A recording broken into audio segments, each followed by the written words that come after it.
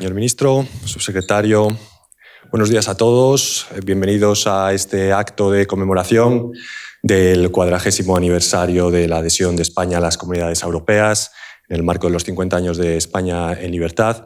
Inaugura el acto el ministro de Asuntos Exteriores, Unión Europea y Cooperación, don José Manuel Álvarez Bueno. Señor ministro.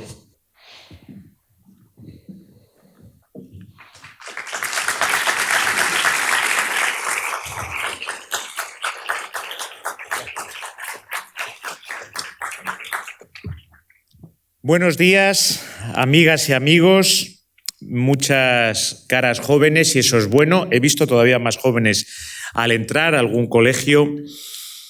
Hoy es una fecha de esas que se marcan en el calendario de nuestra historia como un antes y un después. Y sin duda alguna hoy, el 12 de junio de 1985, la fecha que conmemoramos hoy, es una de ellas.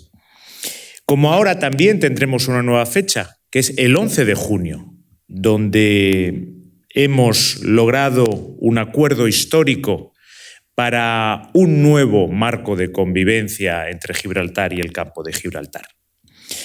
Hoy hace 40 años que nuestro país logró lo que para generaciones de españolas y españoles era simplemente un sueño, una aspiración en el mejor de los casos.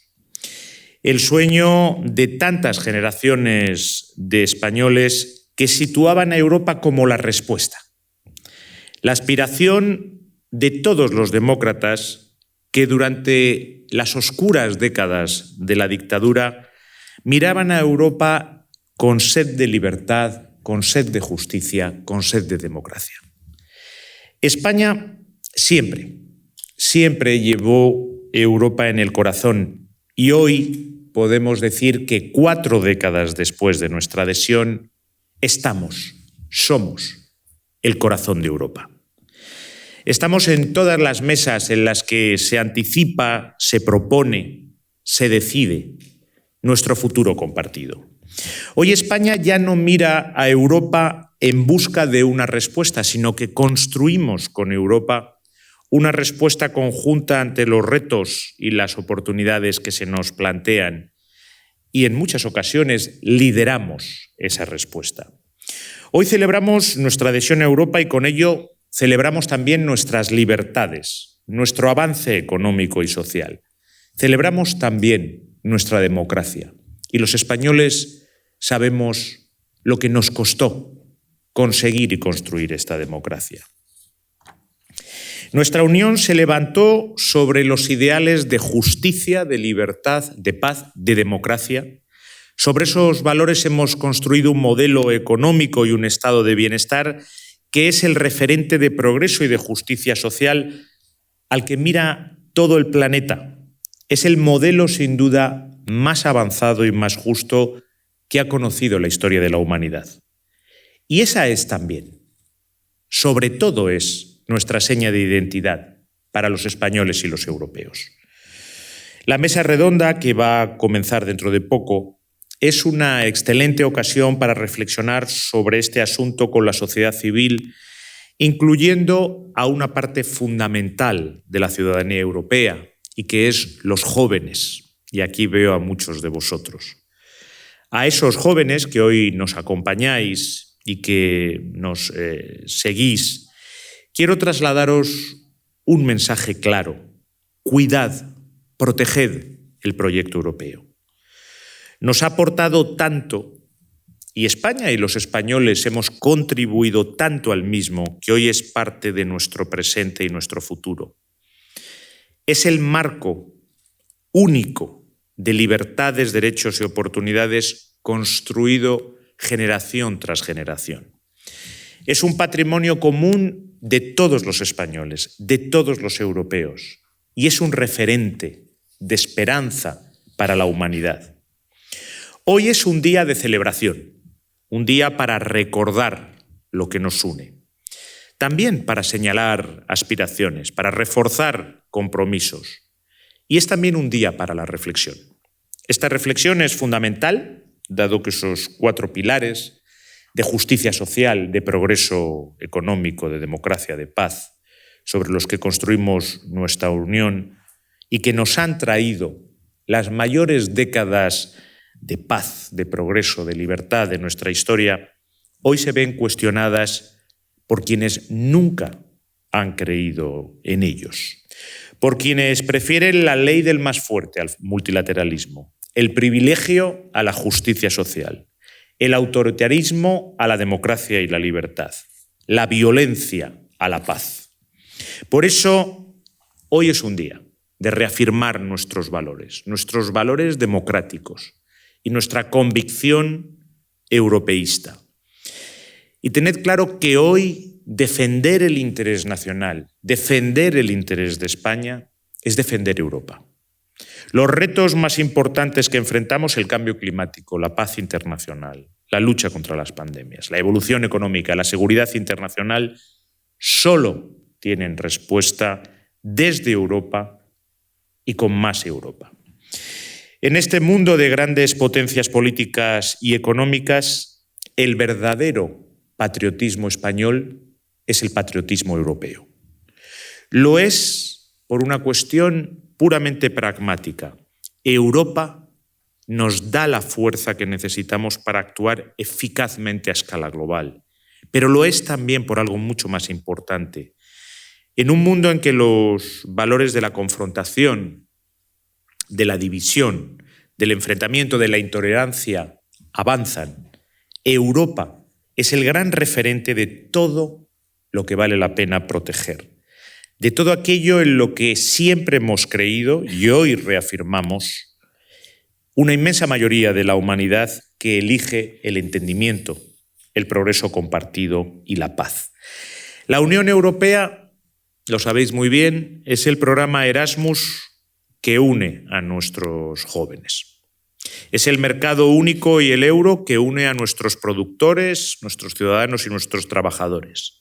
Es la integración económica que une nuestros mercados. Es dar una respuesta unida a la peor pandemia que hemos sufrido.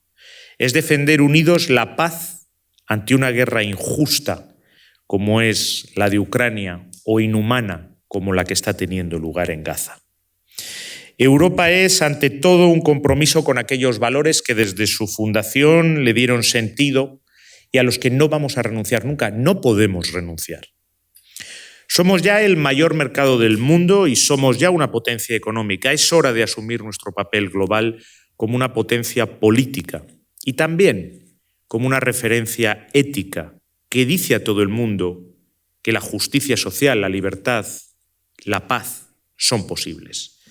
Eso es lo que significa Europa y por eso es necesario protegerla, preservarla, fortalecerla, profundizarla por cada uno de nosotros y para cada una de las personas de todo el planeta que nos miran como su esperanza.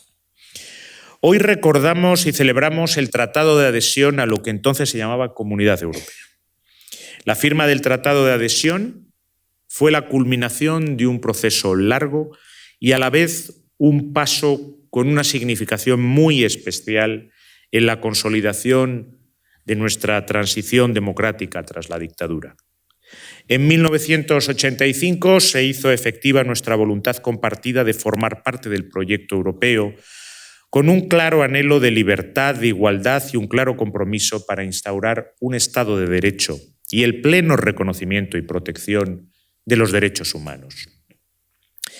Sin Europa, sin la adhesión de España a la Unión Europea, no se explicaría la profunda transformación política, económica y social que sitúa hoy a España entre los países más avanzados del mundo y un claro motor de la actual Unión Europea. Somos un referente en crecimiento económico, en modernidad, en igualdad, en tolerancia, en solidaridad. La última presidencia española del Consejo ha sido una prueba más de nuestra contribución al proyecto europeo y lo han reconocido todas las instituciones comunitarias. Y hay 4 prioridades que son claramente la huella española en Europa, que hoy son plenamente europeas gracias al impulso de España. La primera, haber situado a los ciudadanos en el corazón de Europa, en el centro de la acción política comunitaria. Nada debe de hacerse nunca en Europa sin los ciudadanos, sin pensar en ellos. El impulso a la igualdad, el seguir trabajando por las personas con discapacidad, son claros ejemplos de prioridades que no pueden decaer nunca y que tendrán siempre el impulso de España. La segunda, el apostar por una unión con cohesión social y territorial en el que el lema Unidad en la diversidad se cumpla plenamente. Una unión que tenga en cuenta nuestra variedad territorial, las islas, las regiones ultraperiféricas, las regiones menos pobladas, pero también una unión que tenga presente, que aproveche, que potencie toda la riqueza cultural de la Unión y sus Estados miembros, incluyendo, por supuesto, la diversidad lingüística como la de nuestro país, que tiene una identidad nacional que es plurilingüe. Y por eso nunca vamos a abandonar el combate hasta conseguirlo, de que nuestras lenguas oficiales lo sean también en la Unión Europea. La tercera, queremos y trabajamos por una Europa cada vez más competitiva, que crezca siguiendo la senda de la triple transición, una Europa más verde, una Europa más digital, una Europa más social. Sobre todo, una Europa que nunca deje nadie atrás. Y en ese empeño dedicamos muchos esfuerzos durante nuestra presidencia y seguimos potenciándolos en aspectos como el mercado interior. Y finalmente deseamos una unión que crezca como economía, como bloque político y como potencia global, que colabore con países y regiones, que sean cercanos a Europa, que compartan nuestros valores, que apueste por mayor autonomía, por mayor soberanía. Ha llegado el momento de que Europa dé un salto en su soberanía y que asuma plenamente su destino en sus propias manos. Una unión cuya voz se escuche con fuerza en el mundo y que esa voz sea siempre una voz de paz, de libertad y de progreso. Con las actividades que hoy inauguramos, con este día de celebración, miramos hacia atrás y recordamos los 40 años de nuestra adhesión a la Unión Europea. Lo hacemos con cariño, por supuesto, para aquellos años, también con agradecimiento a quienes trabajaron por hacerla realidad, con orgullo por el camino que hemos recorrido desde entonces y con la mirada alta y firme en ese camino de libertad, de democracia y de justicia por el que cada día avanzamos juntos todos los españoles y todos los europeos, porque sin duda vale la pena y España seguirá liderando ese camino dentro de Europa. Muchas gracias.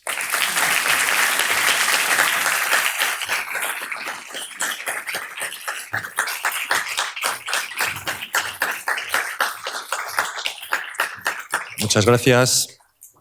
El señor ministro debe continuar con su agenda. Gracias por haber inaugurado este acto. Les ruego permanezcan en sus asientos mientras se proyecta un vídeo institucional y se acondiciona el escenario para la próxima mesa redonda. Gracias.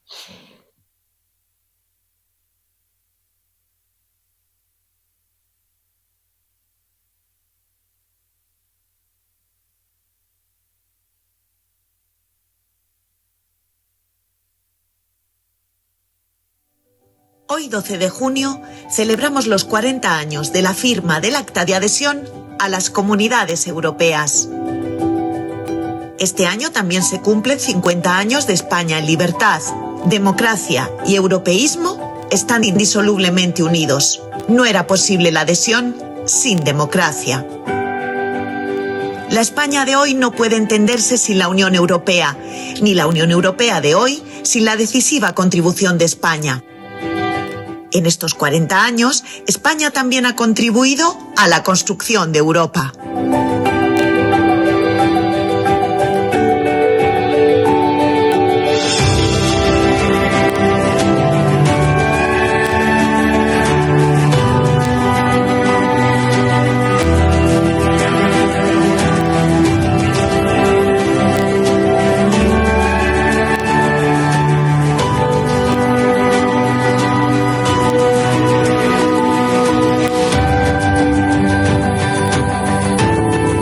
...40 años después, España es referente en crecimiento económico, modernidad, igualdad, tolerancia, solidaridad. Somos un país profundamente europeísta Europa es clave para nuestro día a día, nuestro porvenir, nuestro lugar en el mundo. Celebramos 40 años de España en la Unión y 40 años de la Unión con España. Europa es y será la mejor respuesta a los grandes desafíos.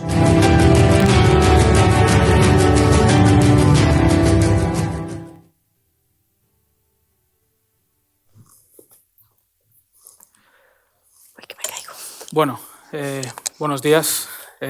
No quiero empezar sin dar las gracias al ministro por sus palabras en un día en el que seguro que tiene una agenda apretada, además, tras el acuerdo político entre España, el Reino Unido y la Comisión Europea sobre las relaciones de la Unión Europea, de España con Gibraltar. Gracias también a su ministerio por acogernos, al Ministerio de Política Territorial y Memoria Democrática y también al ministro Ángel Víctor Torres, que cerrará esta mesa. Por supuesto, un especial agradecimiento al comisionado para la celebración de los 50 años de España en libertad por abrir este foro para que se pueda conocer la opinión de la gente joven sobre todo el camino que ya hemos recorrido en la Unión Europea, pero sobre todo, y si cabe más interesante, sobre lo que está por venir, ¿no? Sobre lo que tenemos todavía por delante. Hacen falta, creo, lugares de discusión y de debate reposado, lejos del ruido, y creo que este de hoy va a ser uno, estoy seguro. Gracias también a las demás autoridades presentes en la sala, a Ideas en Guerra por organizar y, por supuesto, pues a los tres ponentes que tengo a mi derecha. Explico rapidísimo la dinámica de este acto. Es un acto en el que va a participar mucha gente, porque además tenemos también una fila cero que también va a intervenir. Ayer hacíamos una broma con uno de esos integrantes de la fila cero, decíamos que esto iba a parecer algo así como el Parlamento Europeo, casi, porque hay mucha... Es una broma que no tiene mucha gracia, pero bueno, dado el ámbito en el que estamos hoy. Yo soy Samuel Martínez, soy periodista del Diario Público. Habitualmente, bueno, siempre cubro el Congreso de los Diputados. Hoy me he metido en el traje de la Unión Europea, pero bueno, voy a pasar a presentar a los ponentes. Tenemos a Margarita Guerrero, directora de Injuve, a Carlos Entenza, politólogo, jurista y codirector de Ideas en Guerra, y a Elena Ripollés, socióloga especializada en igualdad de género y derechos humanos y expresidenta de Equipo Europa. Tenemos, como decía, una fila cero que va a ir interviniendo un poco a medida que ellos vayan considerando, me van a ir pidiendo la palabra, van a hacer un poco un papel de esto que ahora conocemos como fact-checkers, pero bueno, total libertad para intervenir cuando queráis. Los enumero brevemente. Si queréis, después os podéis presentar cuando hagáis vuestra primera intervención. Adrià Junyent, Belén Guirao, Elena Manso, Juan Antonio Báez y Pilar Blasco. Antes, eso sí, de que empiece cada uno de los dos bloques que va a tener esta mesa redonda, Guillermo Íñiguez, doctor en Derecho de la Unión Europea, va a hacer una primera aproximación al tema, una fotografía fija de la cuestión que nos va a servir para vertebrar un poco cada uno de esos bloques. Entonces, bueno, me vais a permitir pediros brevedad porque vamos siempre con los tiempos un poco justos. Como decía, vamos a hablar de la Unión Europea, de la relación de España con ella, de la relación de los ciudadanos españoles también con ella y especialmente, por supuesto, de los jóvenes. La mesa van a ser dos bloques. El primero, analizar el recorrido hasta este punto, estos 40 años de España en las comunidades europeas, en la Unión Europea. Y el segundo, como decía, lo que está por venir. Empezamos, si quieres, Guillermo Íñiguez, contigo. Tienes la palabra para abrir este primer bloque.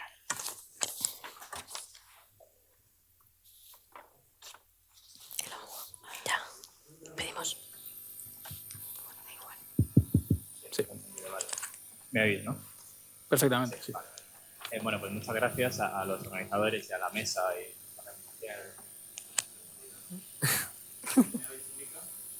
No, el streaming. Pues no lo sé. Igual ahora, ¿no? Ahora sí, creo. Bueno, nada, decía que muchas gracias a los organizadores por la invitación. Yo creo que la aproximación puede ser muy breve. La aproximación de dos bloques pasado-futuro creo que es muy lógica y yo creo que en el bloque pasado quizás a veces cuando analizamos la Unión Europea corremos el riesgo de caer en la pesadilla del presente. Y cuando analizamos los 40 años de España desde el 85, la Unión Europea se ha convertido en una especie de respiración. Se nos olvida que es sirve para nuestra vida la Unión Europea. Y se nos olvida quizás el mercado interior. Nadie se le ocurre viajar con pasaporte a Alemania, nadie se le ocurre. Damos por hecho Erasmus, damos por hecho una cantidad de cosas, la política de cohesión, los fondos que han llegado para las autopistas, para las escuelas en España, que creo que en el debate a veces es importante reiterar, y creo que en este bloque, cuando hablemos de jóvenes y de juventud, de qué aporta la Unión Europea a la juventud, hay que hacer mucho hincapié en esas políticas que han sido fundamentales, las cuales España hoy no sería ni de lejos el país que es. Yo creo que quizás, para no enrollarme mucho, simplemente esos apuntes. Está genial. Gracias, Guillermo. Bueno, si alguien quiere arrancarse en algún momento en un aplauso espontáneo, por favor, que lo haga. O no, también. Ya que estamos. Empezamos a entrar ya en materia. Los datos de empleo, de bienestar, de competitividad de la España post-entrada en la Unión Europea con respecto a la anterior reflejan un impacto sin duda positivo. Hablaba el ministro hace un momento de ello. Os lanzo una primera pregunta. ¿Es tan diferencial pertenecer a la Unión Europea ahora como lo ha sido en los años que nos preceden? Si quieres, puedes empezar.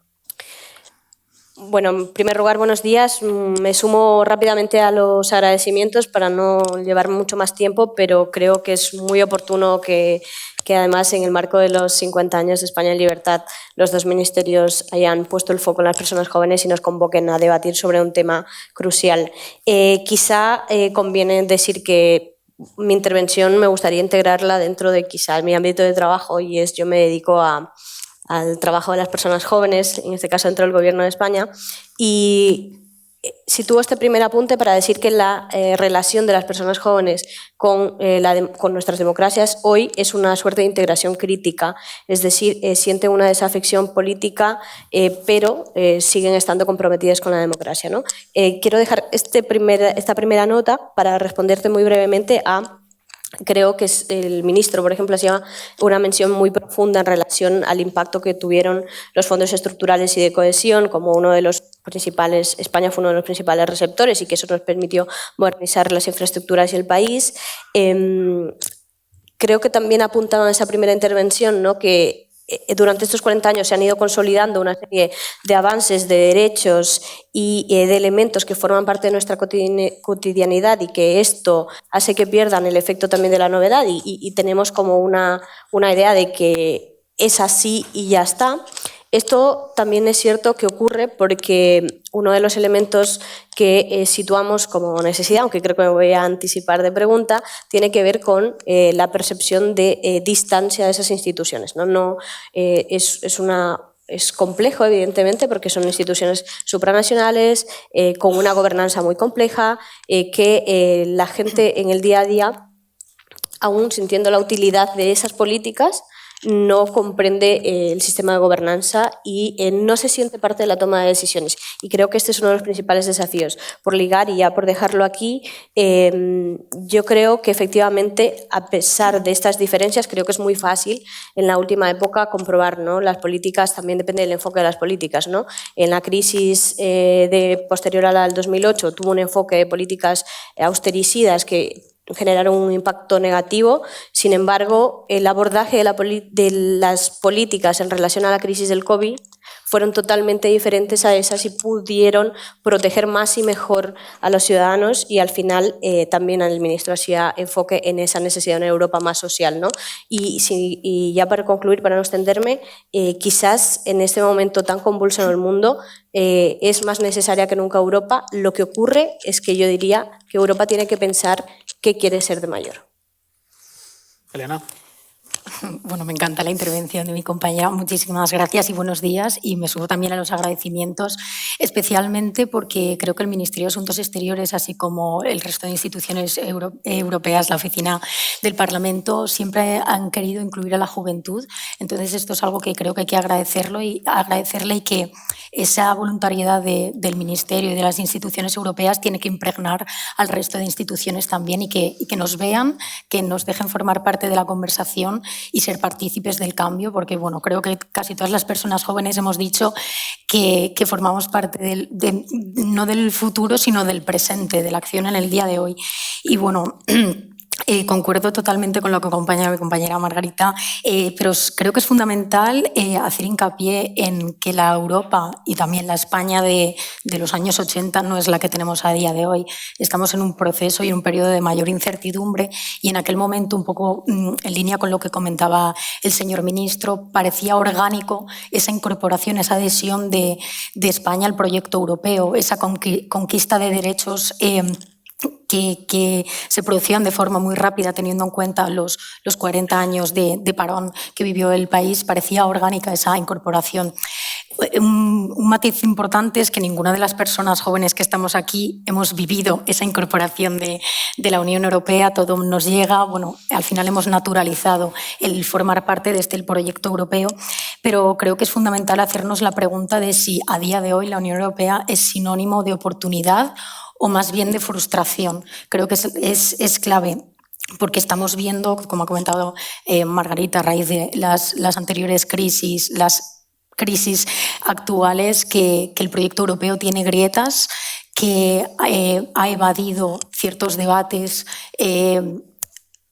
técnicos por una parte, también que requerían de una mayor participación ciudadana, una mayor democracia, que se han postergado y que creo que el enfrentarlos ahora, siendo un momento de mayor tensión política, es fundamental, porque cuanto más posterguemos el proyecto, mayor pérdida de credibilidad va a tener.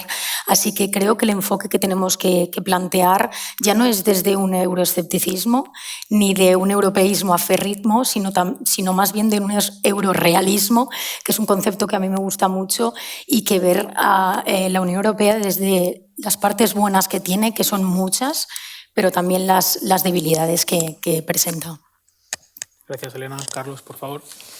Bueno, muchas gracias. Me sumo, lógicamente, a los agradecimientos, además de una forma especial también por haber confiado en nosotros para la organización de esta mesa y a mis compañeras por acceder a formar parte de ella, la verdad. Estoy bastante alineado y creo que va a ser la tónica general de la mesa. En esta primera pregunta, muchas gracias. En esta primera pregunta creo que es importante matizar, reevaluar y mirar la historia con cierta perspectiva crítica. Muy similar a lo que comentaba Elena, para contextualizar, es importante esta idea de que hablar de una España antes de la entrada en las comunidades europeas es prácticamente hablar de una España franquista o de una democracia muy incipiente, ¿no? Los años 70 y 80 en España son muy distintos de la España actual, ¿no? Había grandes problemas de inflación, de desempleo. Son los años también de la crisis del petróleo, de la contestación social, y eso no se parece tanto a la España de 2025. Por lo tanto, sí que creo que la adhesión fue un punto de inflexión. Verdaderamente España se modernizó, una expresión que además se popularizó bastante por aquel entonces, se conectó con Europa, salió de un largo letargo de la dictadura y de cierta también sensación de inferioridad con respecto a Europa, y pues, también tuvo acceso a fondos y a un mercado que, bueno, pues, lo cual supuso una profunda restauración y modernización. También es importante señalar que esto no fue sin costes. Por ejemplo, se debe mencionar esa dolorosa y mal llamada reconversión industrial, que fue impuesta por la adhesión, que nos dejó un modelo económico basado fundamentalmente en el turismo y en la construcción, y cuyas consecuencias seguimos sufriendo en la actualidad, precisamente además los jóvenes más que nunca, ¿no? Con lo que está pasando con la vivienda, por ejemplo. Por lo tanto, sí que la UE ha sido algo diferencial, pero también intentaría cambiar un poco el marco y no intentar medir el éxito de un proyecto como la Unión Europea en base a datos macroeconómicos o a conceptos como el de competitividad, ¿no? La política siempre, o es lo que intentamos también nosotros, es el ejercicio y la pregunta constante del para qué y el para quién. Es necesario preguntarse entonces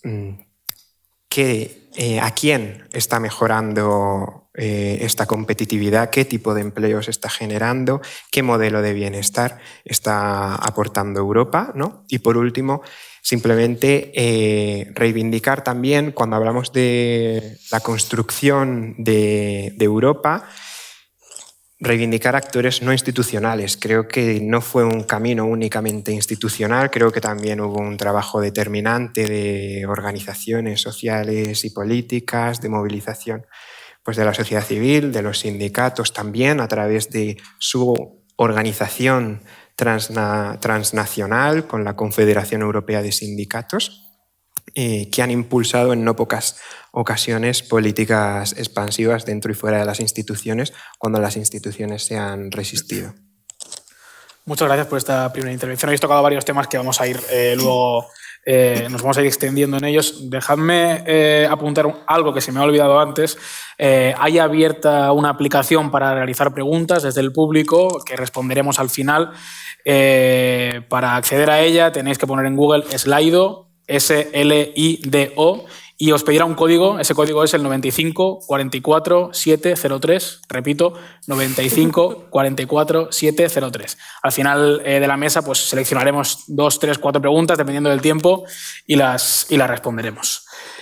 Bueno, continuamos con una siguiente pregunta, creo que un poco a colación de lo que decía Carlos, por bajar todo esto a los ciudadanos, ¿no? La encuesta de invierno del Parlamento Europeo señala que el 74% de los ciudadanos españoles creemos que España se ha beneficiado de la pertenencia a la Unión Europea, un 22% cree que no, pero solo un 10% considera que los ciudadanos tenemos influencia en las decisiones que se toman en la Unión.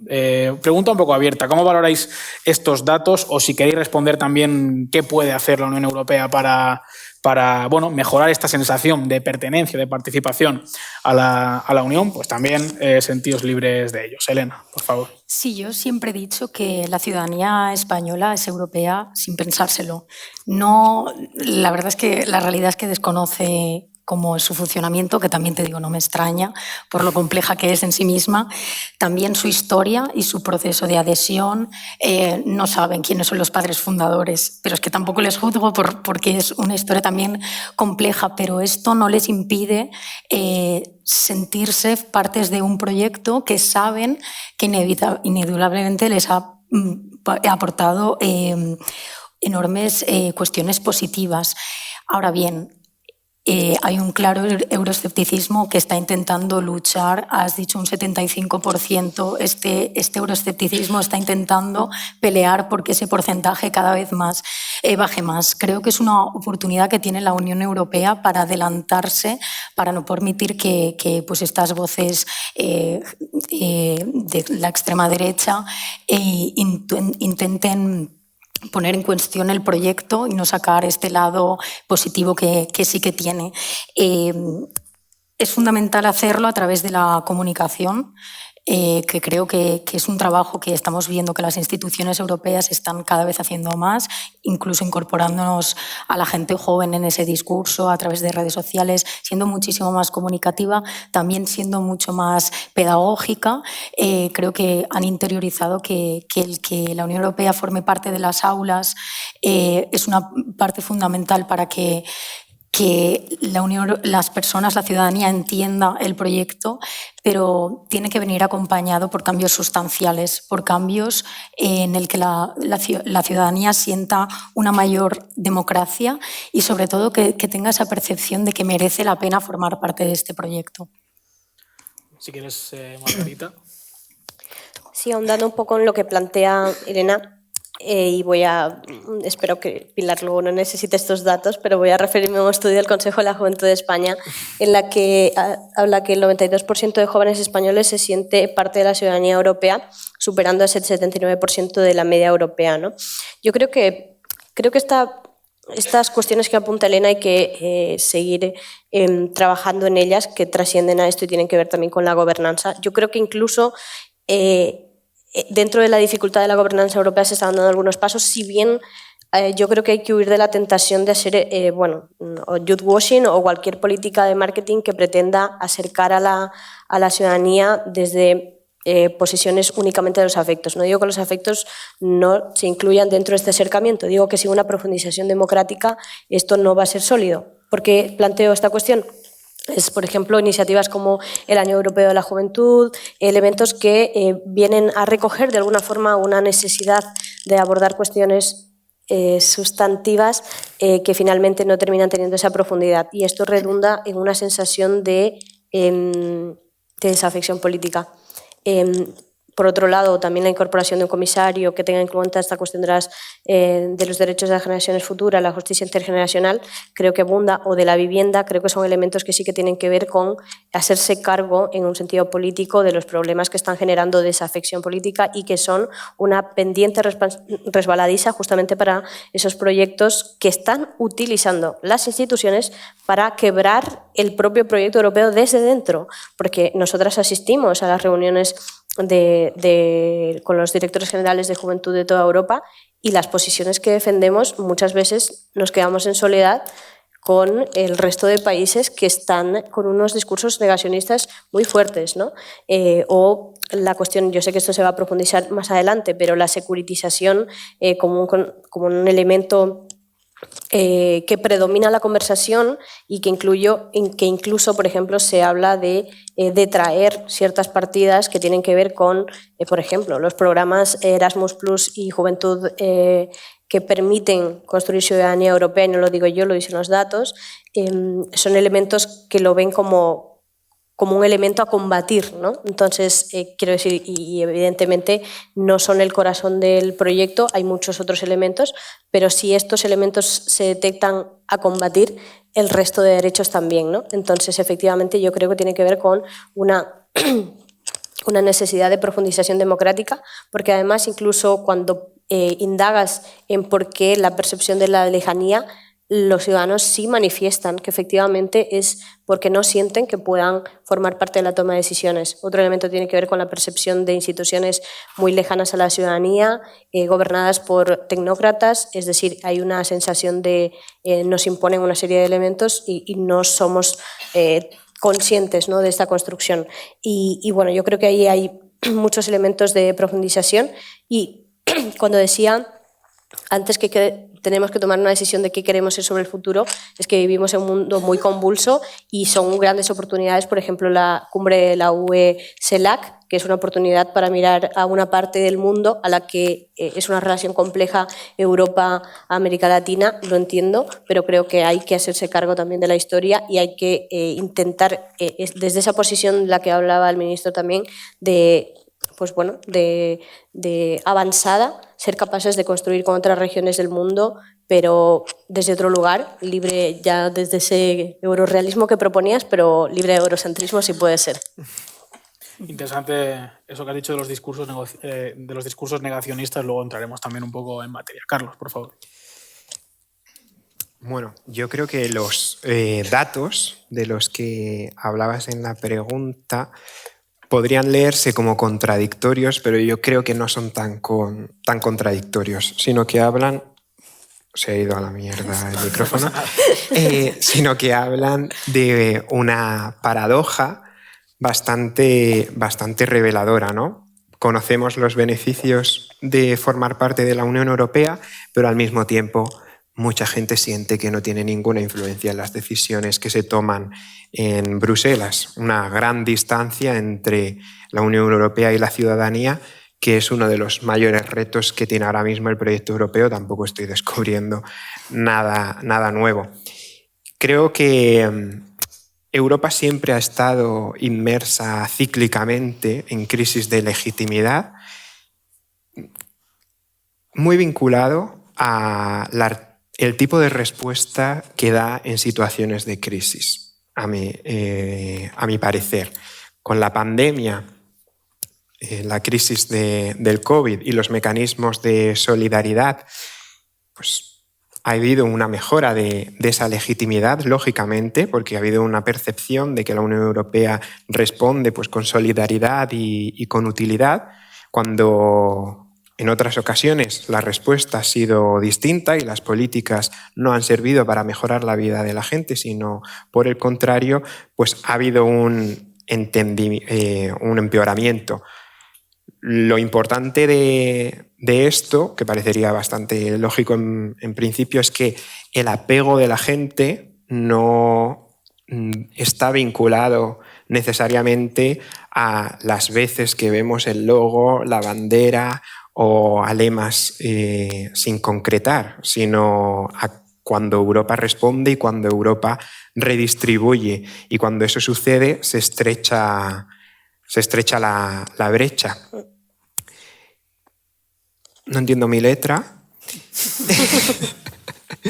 pero en definitiva creo que como Europa puede salir reforzada en un futuro y conseguir mayor legitimidad es facilitando mecanismos de rendición de cuentas. Lo decía ahora mismo Elena, la forma en que está configurada la Unión Europea hace que sea muy difícil saber quién decide qué, quién toma las decisiones, y cuando no se sabe bien quién está decidiendo, quién está tomando las decisiones, es muy difícil sentir que tu voz cuenta, poner en marcha mecanismos reales de participación y pues tratar de revertir esa embestida autoritaria y negacionista que mencionaba Margarita.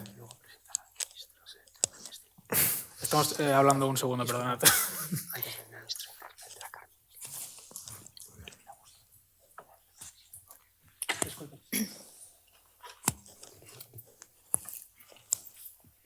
Gracias. Vale. Bueno, perdonad por la interrupción. Por cierto, si os queréis interrumpir en algún momento, podéis, sin llegar al extremo de las tertulias estas de la tele y tal, pero podéis. Ha sobrevolado estas primeras intervenciones la idea de que hay un cambio en el orden mundial, en el orden internacional. Un cambio que pone en peligro, que podría poner en peligro pues ese consenso, ¿no?, con el que nació en el 85 la Unión Europea. La pregunta que os quiero hacer es sencilla. ¿Creéis que aquel consenso, teniendo en cuenta pues, los cambios de perfil autoritario, proteccionista, nacionalista que está habiendo en el ámbito internacional, está en peligro aquel consenso? Si quieres empezar tú ahora, Carlos. Vale. A ver, creo que los consensos nunca son para siempre y que a veces ni siquiera fueron consensos en un primer lugar. El compromiso democrático de la posguerra, ¿no?, fundacional de lo que conocemos hoy como Unión Europea, creo que ha estado muy condicionado por el contexto geopolítico que había en aquel momento de la Guerra Fría, y que hoy no es que esté en peligro, sino que es que está siendo socavado no solamente por factores externos, también por factores internos de la propia Unión Europea. Factores externos son bastante fáciles de reconocer, ¿no? Putin, Trump y la internacional reaccionaria que cuestionan el orden internacional y cuestionan sus reglas y que atacan derechos y libertades conquistadas gracias al movimiento obrero, al movimiento feminista, ecologista o al antifascismo. Lo que más debería preocuparnos es las ideas que han penetrado la Unión Europea con gobiernos autoritarios, partidos ultras y también con lawfare, ¿no? Ese consenso democrático ya no está en peligro por tanques ni por golpes de Estado al uso, sino por quienes utilizan resortes de poder para atacar al contrincante político. Esto es algo que internacionalmente hemos visto y lo vemos, por ejemplo, recientemente en Argentina, donde pretenden meter en la cárcel a la principal dirigente de la oposición, a Cristina Fernández de Kirchner, como ella pasó en Brasil con Lula, en Bolivia con Evo Morales, pero también en la Unión Europea, en Portugal con Antonio Costa, o bueno, en España tampoco hace falta que pronuncie el nombre de según qué jueces. Frente a esto, ¿qué puede hacer la Unión Europea? Pues a nivel internacional debe decidir, como decía también Margarita, si va a seguir subordinada a lógicas de dominación y de dependencia tanto económica como militar, o si va a apostar decididamente por el multilateralismo, por la autonomía estratégica y por relaciones justas con el sur global, sin favorecer a un actor sobre otros cuando ese actor ya no comparte los valores europeos. Y a nivel interno, creo que proteger la democracia es romper esa asunción de tecnocracia es igual a democracia y poder identificar bien a los enemigos del proyecto europeo, que son esa deriva excluyente y autoritaria y ese crecimiento de la extrema derecha.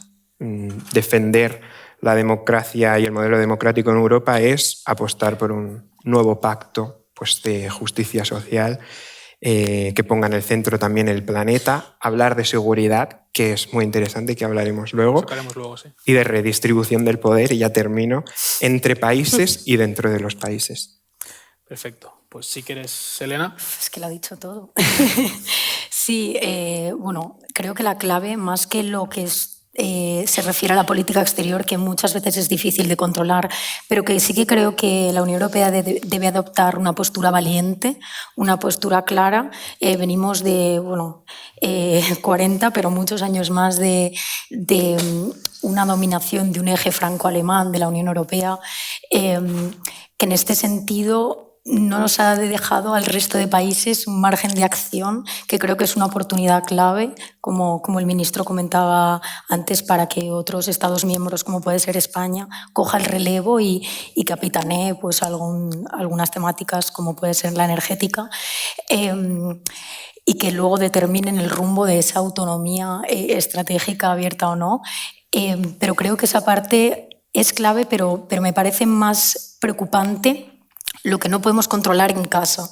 Es decir, esa erosión del Estado de Derecho, el elefante en la habitación, que es el surgimiento de la extrema derecha, que no es que vaya a venir, es que ya está erosionando poco a poco esta Unión Europea que teníamos, estos valores que como personas jóvenes creo que hemos naturalizado y interiorizado. Para mí los valores europeos de dignidad humana, de protección de los derechos humanos, son una parte indispensable y fundamental de mi vida. Entonces, no parece coherente el que digamos que pretendemos defender y llevar por bandera estos valores y que a la práctica no seamos capaces de defenderlos dentro de nuestra propia casa. Entonces, creo que incluso esto se relacionaría incluso con un debate de ampliación del proyecto europeo. Creo que es fundamental que tengamos claro el rumbo que debe seguir la Unión Europea con valentía, incluyendo todas las voces de todos los agentes, intentando huir de esa tecnocracia del proyecto europeo y abogando por una mayor democratización del mismo, pero siempre con valentía y empezando desde lo que tenemos cerca. Margarita. Bueno, yo creo que este elemento que sitúa también Carlos en relación a que los consensos no son estáticos y que requieren de construcciones dinámicas, creo que si bien la noción original no ha desaparecido, sí que está fuertemente amenazada, ¿no? Y creo que los desafíos son dobles, tanto las presiones internas como las externas, pero creo que hay un lugar donde nos estamos jugando, ya no solo como Unión Europea, sino como civilización, y que los derechos humanos sigan siendo un elemento que vertebre el derecho internacional, y es la posición de la Unión Europea frente al genocidio en Gaza. Creo que es un elemento que trasciende y que además pone a prueba la coherencia con los valores fundacionales de paz, dignidad humana, derechos humanos y Estado de Derecho, ¿no? Y en ese sentido creo que también, y esto sí es fácilmente perceptible por la gente, a lo mejor la ciudadanía no entiende perfectamente los sistemas de justicia internacional, pero sí entienden de las diferencias de actuación de la UE en el caso de Ucrania o en el caso de Gaza, ¿no? Y vemos cómo esas contradicciones revelan que existe una pulsión interna que no es coherente con los planteamientos que dice defender, ¿no? Y esto es una causa de erosión fundamental, ¿no? En ese caso, creo que además desde España, que se ha tenido una posición muy valiente, se ha liderado posiciones más ambiciosas, creo que todavía la UE puede y debe hacer más y tiene que hacerlo ya, porque de lo contrario, cuando nos querramos arrepentir va a ser muy tarde, ¿no? Sí, bueno, efectivamente creo que es imposible no incluir en este debate lo que acabas de mencionar, Margarita. lo que está ocurriendo en Gaza, el genocidio que está ocurriendo en Gaza, los 50.000 palestinos muertos. Hemos ido viendo efectivamente cómo la Unión Europea ha endurecido su posición con un liderazgo claro de España, como decía. Sin embargo, todavía no se han suspendido relaciones con Israel, ninguno de los 27, no se han cerrado embajadas. La pregunta es clara, tú ya esbozabas una respuesta, si quieres retomarla, puedes, que casi te he cortado ahí. ¿Debería ir más allá de la Unión Europea? ¿Es cada vez más difícil sostener este supuesto equilibrio? Sí. Yo creo que además, por ejemplo, ahí ligándolo a lo que España ha forzado una votación en la ONU en estos días recientes y al papel activo que está teniendo, pero evidentemente retomo la idea planteada, se puede y se debe hacer más, y en este caso, además, creo que habiendo actuado en el caso de Rusia, imponiendo sanciones y activando otros elementos, creo que esos instrumentos existen y creo que se los debe poner sobre la mesa. Y además, tiene que ver también con defender el respeto al derecho humanitario, internacional humanitario, con pues, lo que hemos visto estos días, ¿no? Con el secuestro de la Flotilla de la Libertad, en la que iban muchos activistas de distinto tipo, incluyendo una activista joven climática.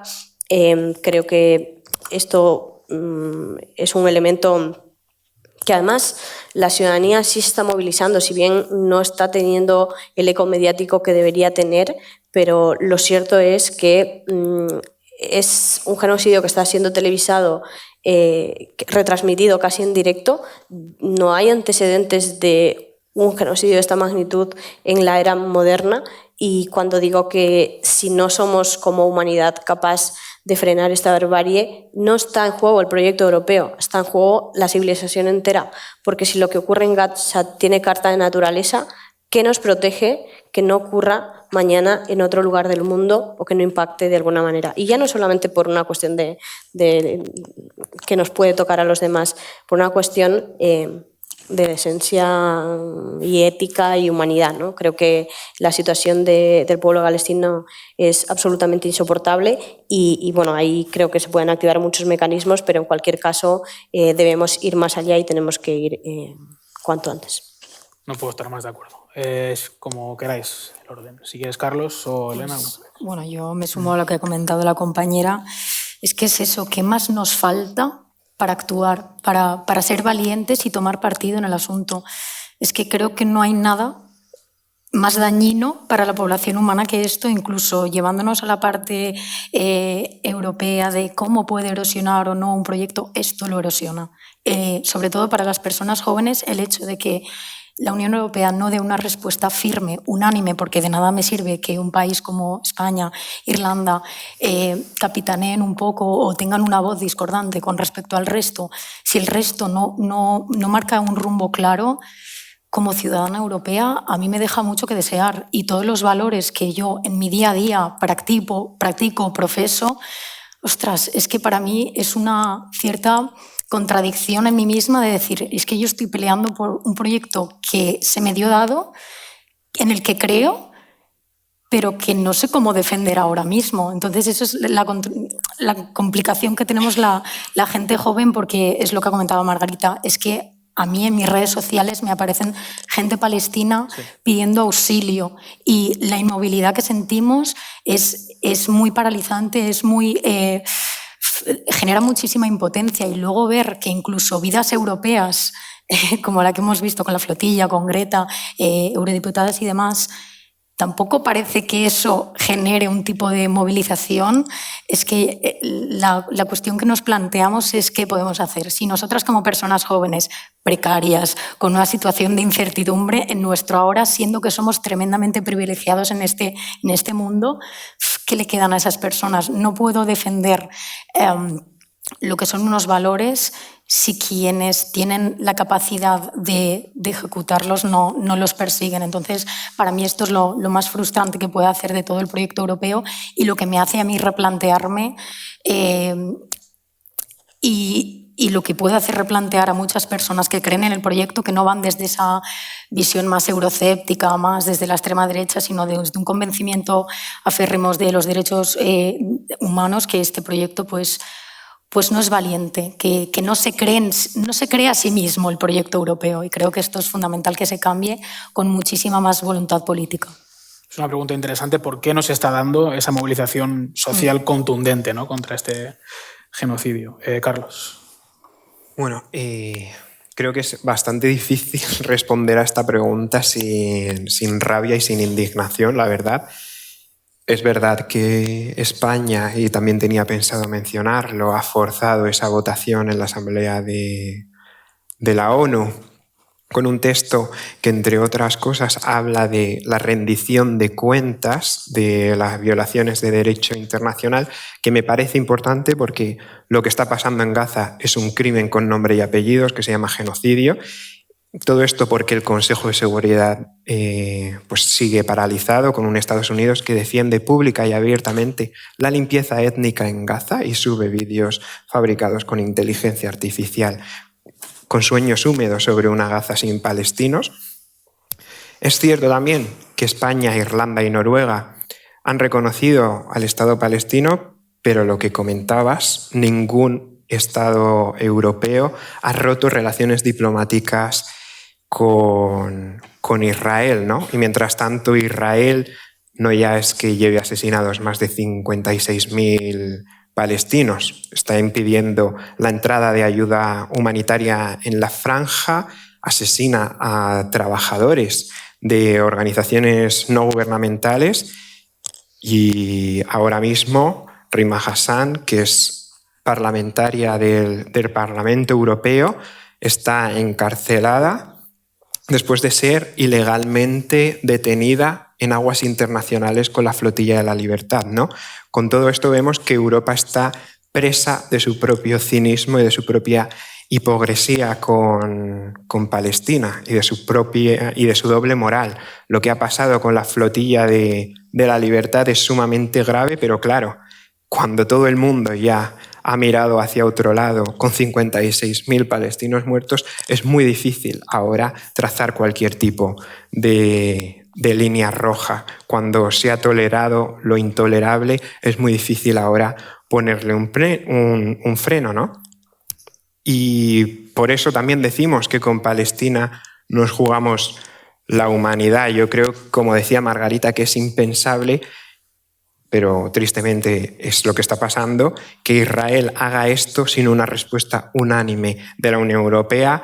Siento mucho que no esté aquí el ministro, porque era una ocasión perfecta para pedirle que España y Europa rompan relaciones diplomáticas con el Estado de Israel.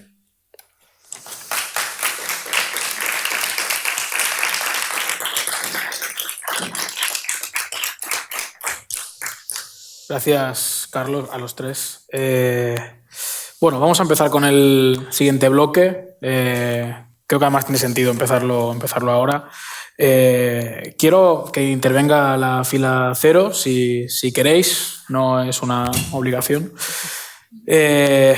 La pregunta que tenía preparada era un poco qué papel tiene que jugar la Unión Europea en este nuevo orden mundial. Se ha esbozado qué papel pueden jugar también los jóvenes, pero evidentemente libertad. También, si queréis comentar este último punto referente al genocidio de Gaza. No sé quién quiere empezar. Ahí está por ahí el micro. Gracias, Elena. Si quieres presentarte un poco. Vale. Bueno, hola, soy Pilar Blasco, soy vicepresidenta del Consejo de la Juventud de España, que es el órgano que representa a la juventud y defiende los derechos de la juventud pues, frente a la Administración. Y bueno, lo primero, agradecer a los organizadores el habernos dado la palabra. Y queríamos reivindicar desde el Consejo que, bueno, que creemos que el papel de la Unión Europea tiene que ser el de reivindicar y reforzar los valores tradicionales, entendidos los valores tradicionales como la diversidad, la cooperación y la paz, ¿no? Y que en el contexto en el que estábamos hablando de retroceso de derechos, creemos que la Unión Europea tiene que ser garante de derechos y sobre todo de derechos humanos y reivindicar la cuestión de la paz, ¿no? Por hacer alusión a lo último que estabais comentando desde el Consejo de la Juventud de España, pues obviamente también estamos consternados con lo que está pasando en Palestina y así también pues hace unos días le hicimos llegar un comunicado al Ministerio para dar respuesta a esto, porque entendemos que afecta también en cómo las personas jóvenes pues tienen la percepción sobre la Unión Europea y sobre el papel de las instituciones. En relación a la juventud, nos gusta remarcar siempre que cuando hablamos de juventud hay que pensar que la juventud es diversa, que no es solo una juventud, sino que las personas jóvenes somos diversas y hay muchas realidades entre nosotras y que por lo tanto se tiene que contar con todas nosotras cuando se construyen políticas públicas, y que las políticas públicas se construyen desde el presente, porque juventud es presente y no futuro, ¿no? Entonces, ¿qué es lo que esperan las personas jóvenes de la Unión Europea? Pues al final poder estar presente en las tomas de decisiones, no solo en momentos puntuales, sino que formemos parte durante todos los procesos, ¿no? Porque si se nos involucra solo al final, realmente la juventud no está teniendo toma de decisión ni parte en eso, sino que somos como el último check a hacer. Y luego que la Unión Europea, pero también, y aprovechando que estamos aquí, ¿no? También, y que, bueno, pues que personas del gobierno, también el propio gobierno de España, tiene que dar respuesta a las necesidades que tienen las personas jóvenes, y que son las instituciones quienes tienen que estar a la altura de lo que las personas jóvenes demandan, ¿no?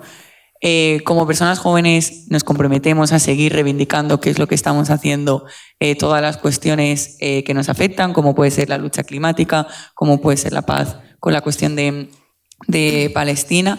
Y también, ¿no? Pues como decía, o sea, seguimos reivindicando y organizando cuestiones como ya lo hicimos en un inicio. Si hay Erasmus es porque las organizaciones juveniles lo reivindicaron, entonces la juventud siempre está presente en conseguir que haya derechos, pero que también mejoren y avancen. Entonces, bueno, devuelvo también la pregunta, no solo a la mesa, sino también a todas las personas que están en esta sala, de que no solo se tiene que preguntar a la juventud, ¿no? ¿Qué es lo que hay que hacer o qué podemos hacer?, sino también que las instituciones tienen que plantearse, y de una manera seria, qué pueden hacer por la juventud. Así que nada, gracias. A ti. Adrià, sí. Bueno, pues muy buenos días. En primer lugar, agradecer la invitación. Yo soy Adrià Junyent, secretario confederal de Juventud de la Confederación Sindical de las Comisiones Obreras. Yo quería seguir con la idea que decía Elena de Ripollès, ¿no? del realismo europeo.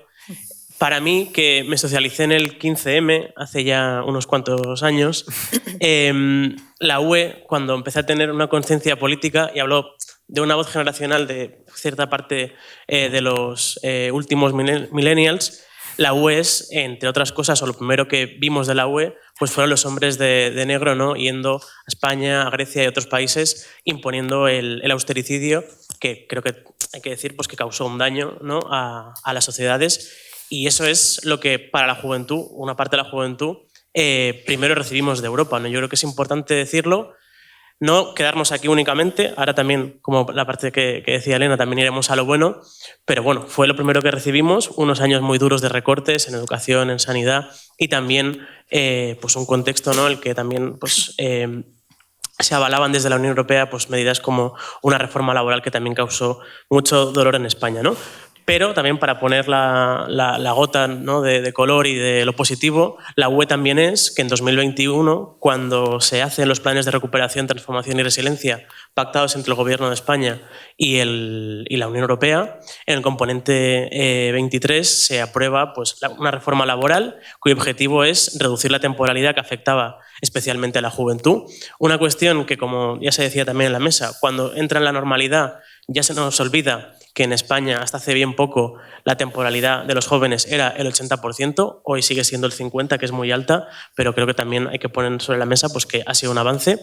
Y en ese mismo componente también encontrábamos un compromiso que el Gobierno tuvo con la Unión Europea y que a día de hoy sigue sin haberse cumplido, que era el Estatuto del Becario, que justo este fin de semana hará 2 años de que lo firmamos los sindicatos, comisiones y UGT, y que sigue sin estar aprobado ni por el Consejo de Ministros ni por el Parlamento. Por terminar, a futuro la Unión Europea tiene que ser más autonomía y también tiene que ser más derechos para los jóvenes trabajadores. Muchas gracias. Muchas gracias a ti.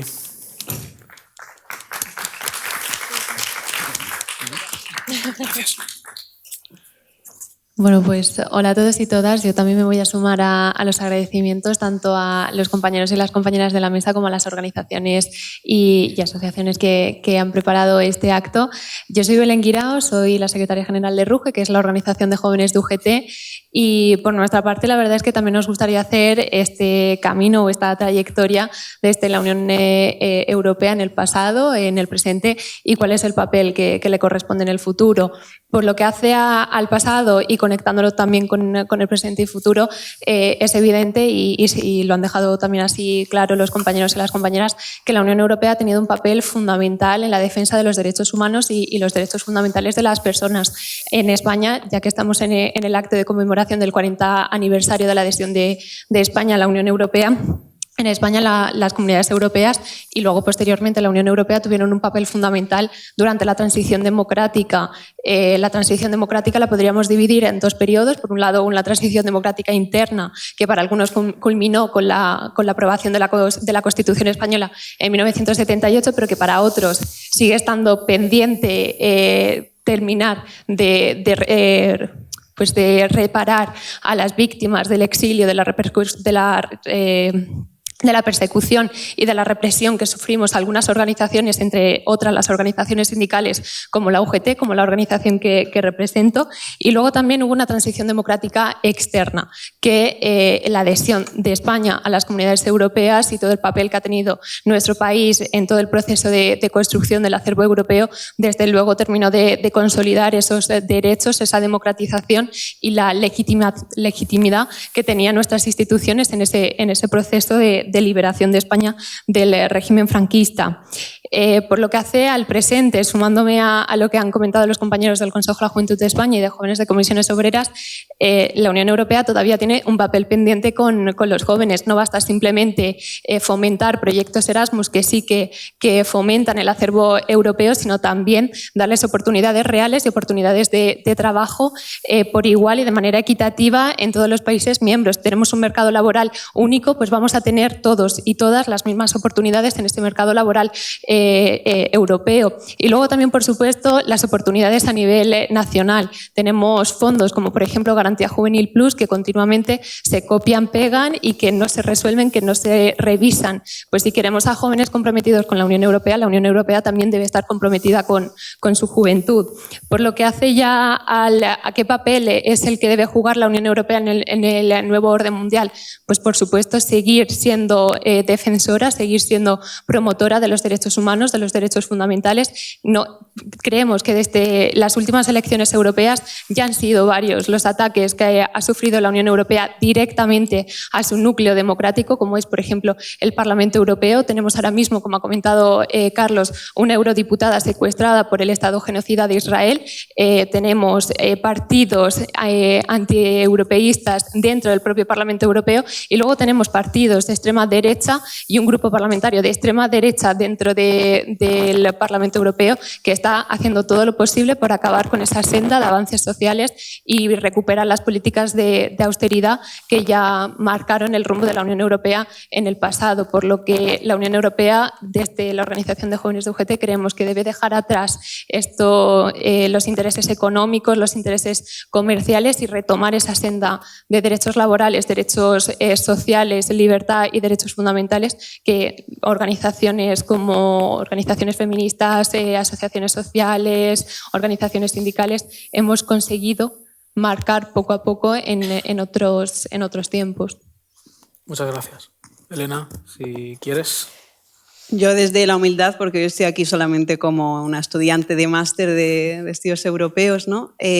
Como una persona también apasionada por la Unión Europea, pero como ha dicho Elena, mi tocaya, pues muy eurorealista también, ¿no? Y que ve los claroscuros de las instituciones. Pues recordando el título que le habéis puesto, voy a intentar hacer como un recorrido de lo que ha sido España muy cortito, con 4 apuntes, lo que es y lo que debe ser dentro de la Unión Europea. Y es que me ha gustado mucho la frase que ha utilizado el ministro de que el verdadero patriotismo español es patriotismo europeo, pero yo quiero que juguemos a que le demos la vuelta a esa frase, porque el verdadero patriotismo europeo tiene y debe tener aún más tintes de las razones por las que ha luchado España en la Unión Europea, ¿no? Y es que ahí encontramos una de las primeras condiciones, o si queremos decir, uno de los primeros ejes negociadores que trató de imponer España en su accesión a la Unión Europea, que fue la política de cohesión. O sea, en España no queríamos acceder al mercado único sin que hubiera ninguna serie de compensación social, sin que no hubiera una lucha contra la desigualdad entre territorios dentro y entre regiones. Y fue uno de los grandes ejes por los que luchamos y por los que conseguimos entrar también en la Unión Europea. Es a partir de la entrada de España en la UE que se crea ese primer fondo de cohesión, ¿no? Y poniéndose en ese tinte de futuro ahora, ese fondo de cohesión se está viendo cuestionado. O sea, todos estos logros que ha propulsado España dentro de la Unión Europea se están viendo cada vez más amenazados dentro del sistema de toma de decisiones comunitario, ¿no? También hemos luchado por la transición verde, por las renovables, hemos adquirido el compromiso de luchar por la libertad de las generaciones futuras, porque tengan la libertad de vivir en las mismas condiciones o en mejores en las que vivimos hoy y que respiren un aire mejor. Y también España ha luchado por el orden multilateral basado en reglas. Y me gustaría que esto no se repitiera solo en la balanza comercial, sino también en la balanza humanitaria y de respeto a derechos humanos, ¿no? La Unión Europea ha actuado con mucha firmeza y con mucha proactividad en este ámbito, en lo comercial. Cuando se le ha bloqueado en la Organización Mundial del Comercio, hemos tenido la iniciativa de seguir forjando acuerdos internacionales por todo el globo terráqueo. Chile, México, Mercosur, veremos lo que ocurre, pero ahí está. Y tendríamos que también tomar esa proactividad en otras materias, ¿no? La protección de derechos humanos es fundamental. El drama humanitario en Gaza ahora mismo ya es insostenible y lo hemos permitido durante demasiados años. Y también recordando lo que apuntaba Margarita sobre la distancia que tenemos los jóvenes y también la ciudadanía en general del proceso de toma de decisiones europeo, a mí me gusta mucho rescatar una frase de los grandes fundadores, que es que la Unión Europea no será real hasta que no esté en la mente de los ciudadanos. Pero tampoco será real hasta que no esté en el corazón de nuestros ciudadanos, y para eso hay que ganárnoslo, ¿no? Actuando con coherencia, que es una palabra que repetimos muchísimo los españoles cuando hablamos en foros europeos, coherencia. Y ya por terminar, España también ha luchado desde el principio, desde el presente y espero que desde el futuro también, en unos cuantos años, por la igualdad y por el feminismo. O sea, esa directiva contra la violencia de género que se ha aprobado en Europa hace 1 año y medio lleva el tinte del consentimiento en el centro. Ese tinte lo pusimos desde España y pues afortunadamente se ha mantenido. También por la igualdad. España fue uno de los Estados miembros que ha denunciado a nivel europeo y dentro de otros Estados miembros la vulneración de los derechos de las personas LGTBI y que espero que lo siga haciendo. Así que ya, eso por mi parte. Muchas gracias, Elena.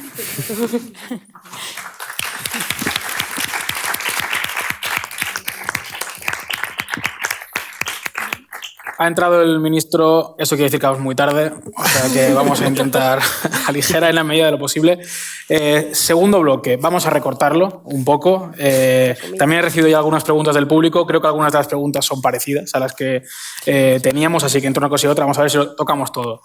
Va a abrir este segundo bloque muy brevemente otra vez Guillermo Iñiguez, ¿o no? Sí, perfecto. Nada, muy rápido. No, nada, no sé, tengo aquí 2 micros, no sé cuál usar, parece que este funciona. No, muy brevemente de nuevo, el segundo bloque en el que miramos al futuro tiene 2 dimensiones. De nuevo, la interna, que habéis comentado todos y todas y que yo creo que está cubierto de sobra, y la externa, la exterior. La exterior tiene una dimensión fundamental que toca todos los polos, defensa, transición climática, intereses comerciales, que es cómo nos relacionamos, porque es muy fácil ser la Unión Europea en los 90, en los 2000, en este momento de optimismo globalizador, neoliberal incluso, pero bueno, pero es muy difícil ser la Unión Europea cuando está rodeado de lo que Anne Applebaum llama autocracias SA. ¿Cómo nos relacionamos con países autocráticos? Pero la autocracia es un espectro. ¿Cómo nos relacionamos con los países del Golfo? ¿Cómo nos relacionamos con los BRICS? ¿Cómo nos relacionamos con todos esos bloques? ¿Cómo conjugamos eso con todo lo que hemos expuesto en este debate, ¿no? El orden mundial es el que es, no el que queremos que sea. Y ese creo que es el reto que es difícil desde todos estos polos comerciales, de defensa, de seguridad, económicos, políticos y derechos humanos. Y ese es el gran reto, yo creo. Gracias, Guillermo. Voy a hacer una pregunta y voy a evitar pediros brevedad, entonces por eso he recortado de 3 a 1 y así os podéis extender un poco de forma comedida. Hay una palabra que es autonomía, que creo que, en fin, inunda el debate público, en los medios, etc. Autonomía puede ser invertida en defensa. Creo que es evidente que hay una intención, una dirección, que es invertir más en defensa en la Unión Europea para ganar esa autonomía. No sé si con la perspectiva final de un ejército europeo, lo dejo encima de la mesa. Y también hay otra forma de la autonomía. También, además, hemos tenido recientemente un apagón en España, la autonomía energética, la autonomía eléctrica, bueno, muchos tipos de autonomía. Dejo la palabra encima de la mesa, os dejo libertad para tomarla como consideréis. Y si quieres, puedes empezar tú, Elena. Gracias. Bueno, yo creo que es fundamental en estas autonomías tener claro la finalidad última del proyecto, nunca perder el foco. Es decir, es un proyecto de paz y de entendimiento entre los países que la conforman y con pretensión de también serlo con los países que nos envuelven. La parte de la defensa, de la militarización, me produce bastante temor.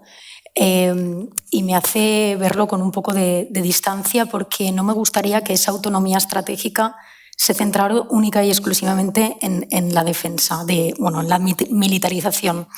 La seguridad no es solo militar, es alimentaria, es tecnológica, es energética, social, en muchos aspectos que definen lo que podríamos determinar como la seguridad. Entonces, creo que es clave que el proyecto europeo, como hemos dicho, en construcción, como hemos dicho, a veces dudoso de si existe una voluntariedad real por definir cuál es su rumbo, se confunda y se centre únicamente en que su propósito último sea esta parte de militarización. Y luego, con la cuestión energética, ya he apuntado anteriormente que creo que España tendría que aprovechar esta oportunidad. Casualmente hemos visto con todo el tema del apagón que has comentado que a Francia nos ha puesto ahí unos límites que nos está impidiendo poder ser punteros en esta cuestión, por lo que creo que, como comentaba también antes, hay que olvidar el eje franco-alemán, hay que dejar que la Unión Europea solo sean ellos actores, sino que hay muchos otros que tenemos muchas cosas que decir en este panorama, y además, teniendo en cuenta que la parte alemana sigue anclada en esas políticas de austeridad y que la parte francesa no tiene claro ese rumbo, creo que debe ser España la que coja ese testigo, aunque no le dejen. Pero claro, el que, como hemos comentado, Francia ponga alguna serie de impedimentos me hace replantear que a lo mejor no tienen claro cuál es el proyecto en el que creíamos inicialmente, como comentaba antes, paz y entendimiento. Para mí, paz y entendimiento también es solidaridad interterritorial y también interconexión. Entonces, para mí es clave que en ese ejercicio de solidaridad que deben hacer el resto de estados que han capitaneado el proyecto, exista el dar voz a otros agentes. Gracias, Elena. Si quieres continuar, Margarita. Sí, voy a retomar este hilo de no hay autonomía estratégica, por ejemplo, sin soberanía energética, ¿no? Yo creo que ahí España y Portugal, en el caso de conseguir la excepción ibérica, también se situaron en la vanguardia europea, situando otra forma de hacer las cosas para afrontar, en este caso, la crisis energética provocada por la invasión rusa a Ucrania. Y evidentemente, con el apagón, creo que esta dimensión se volvió a situar con mucha presencia sobre la mesa, pero creo que nosotras, si retomamos esos valores fundacionales de un proyecto europeo, entonces tenemos que hablar que hay una parte de políticas europeas que han convertido el mar Mediterráneo en la mayor fosa común del mundo, y esto es otra contradicción que golpea los valores fundacionales, porque además la pirámide demográfica europea es una población evidentemente envejecida. Estamos constantemente situando la necesidad de mover trabajadores de otras regiones del mundo que, por cierto, expoliamos para construir los proyectos del norte global. Y esto quiero ligarlo con una dimensión que las personas jóvenes lo están situando con mucha claridad, y es la preocupación por el medio ambiente y el cambio climático. En la última encuesta de juventud de la Comisión Europea sitúa que esta debería ser la tercera prioridad. Los jóvenes en España dicen que esta tiene que ser la tercera prioridad para Europa, junto con el estado del bienestar. ¿Y por qué lo ligo a esta dimensión también? Porque también es seguridad humana la crisis ecosocial y no entiende de fronteras. Y da igual que externalicemos responsabilidades, que construyamos muros, y creo que la DANA nos lo puso muy cerca, ¿no? Porque con el fenómeno de la crisis climática muchas veces ocurre que la construcción de las narrativas y de las figuras que tenemos en el imaginario es de inundaciones en regiones muy pobres del mundo, pero cuando tomamos conciencia de que esos fenómenos se producen y se están produciendo con mucha más frecuencia y con más intensidad también en nuestros territorios, el costo de tomar conciencia más tarde son las vidas humanas, ¿no? Y sitúo esto porque tiene que ver también con uno de los ejes de la internacional reaccionaria, el negacionismo climático o el negacionismo científico, el negacionismo de los derechos de las mujeres, bueno, toda la agenda está woke, tiene que ver con una forma de ver y entender el mundo. Si tenemos una posición nítida de defensa de los derechos humanos, entonces tenemos que tratar de eliminar todas esas contradicciones. Y como efectivamente las crisis también son oportunidades, creo que esta crisis es un momento para que Europa se repiense en relación a cómo se quiere relacionar con el mundo. Hoy evidentemente es una posición geopolítica en la que somos... Bueno, digamos que Estados Unidos tiene una posición privilegiada en relación a la posición de la UE, pero Europa también tiene que construir esas relaciones de vecindad con el mundo con una mayor autonomía y una soberanía, en este caso relacionarse con los BRICS de otras maneras, o los BRICS se relacionarán con Europa cuando hayan avanzado las suficientes posiciones. Quiero decir que más vale que lo hagamos nosotras o lo vamos a terminar haciendo más tarde y desde otras posiciones, porque el mundo está cambiando y va a cambiar más. La otra, ya la situaba en la primera intervención, la otra oportunidad es la cumbre Unión Europea-CELAC, pero también, y en este caso retomando el rol de España, ¿no? Que es, no solo en términos económicos, la locomotora de Europa, es que España también asume la Secretaría pro tempore de la Comunidad de Naciones Iberoamericanas.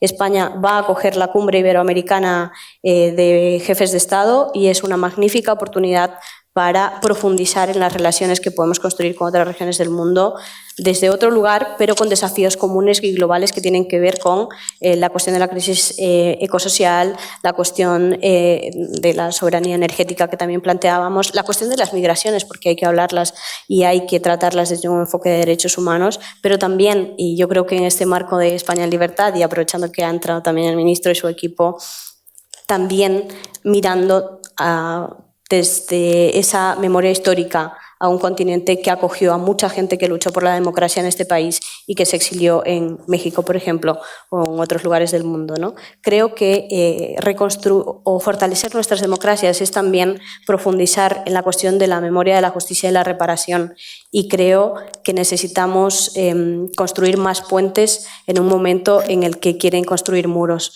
Y bueno, yo creo que Iberoamérica es un lugar propicio para propiciar esos encuentros sin romper los puentes de diálogo con el resto del mundo, ¿no? Esto es todo. Muchas gracias, Margarita. Si quieres cerrar este turno, Carlos. Sí, genial, porque además Margarita se ha centrado mucho en el tema de la crisis ecosocial, que me preocupaba no poder tocar por el tiempo, y lo ha hecho mucho mejor de lo que yo lo hubiera podido hacer. Así que me voy a centrar más en el tema de la seguridad, que además me parece un debate muy interesante, porque mucha gente también entiende que en el ADN de Europa está pues, la reacción a la guerra, ¿no? E intentar que no se repita. También me parece muy interesante el debate de la seguridad desde la perspectiva de la izquierda o de los progresismos, porque ha habido un tradicional recelo del concepto de seguridad por vincularlo con el autoritarismo, con el control, con la falta de libertades. Coincido en parte con quienes se preocupan porque caigamos un poco en la paradoja de la seguridad, donde corremos todos a rearmarnos y a mirar con recelo al del frente y por lo tanto nos dirigimos cada vez más a un enfrentamiento. Pero sí que me parece lógico que en cualquier situación de preocupación, de amenaza o de peligro, es lógico querer que te protejan.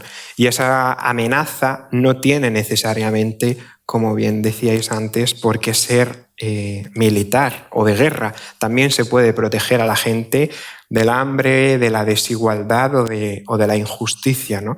Esto es lo verdaderamente interesante, yo creo, del concepto de libertad, intentar ampliar el marco a una seguridad estratégica basada en la energía, como decíamos, en la salud, en la tecnología, entender que una sociedad segura no lo es simplemente por el modelo de ametralladora que tenga su ejército, sino que una sociedad segura está más cohesionada y es más igualitaria. Esa es la visión democrática y colectiva de la seguridad que yo creo que la Unión Europea debería adoptar y defender, sobre todo entendiendo que no hay libertad sin seguridad y viceversa. El peligro, ya termino, lo hemos estado diciendo a lo largo de la mesa, no son solo los ejércitos, sino esta normalización que está habiendo también desde dentro de la Unión Europea de la retórica y las políticas de la exclusión, del autoritarismo y del proteccionismo, ese avance de Trump, de Putin y de la extrema derecha y, en definitiva, de todo aquel que cree que el mundo es suyo y que solamente hay una forma de habitarlo. Muchas gracias, Carlos. Hemos recibido 3 preguntas del público, pero no tenemos tiempo. Voy a leer una para que me hagáis una respuesta prácticamente lacónica. O sea, un par de palabras que creo que además puede servir como resumen. La pregunta es la siguiente. ¿Cómo podemos hacer que los valores europeos conecten de verdad con las aspiraciones de la juventud en un contexto de precariedad y desafección? Una idea clara, concisa y muy rápida, por favor, si quieres empezar. La vivienda. Si no, se van las democracias. ¿Vivienda? Qué rápido. Empleo digno y de calidad. Empleo digno y de calidad. Carlos. Dejarse de estrategias de comunicación, porque no hay estrategia de comunicación que te levante una juventud que está sumida en la precariedad. Muchas gracias. Las otras 2 preguntas seguro que podéis ahora aquí interrumpirlos un momento y se las preguntáis en persona directamente. Van a intervenir ahora la comisionada Carmina Gustrán y después el ministro, o eso me han dicho, sí, el ministro de Política Territorial y Memoria Democrática, Ángel Víctor Torres. No quiero despedir sin recordar que ahora, en unos minutos, a la 1, si os quedáis, vais a poder ver en directo un podcast del orden mundial que seguro que va a ser tan interesante como la mesa que hemos hecho nosotros, más no creo. Pero bueno, muchas gracias y le doy la palabra ya a las autoridades. Muchas gracias.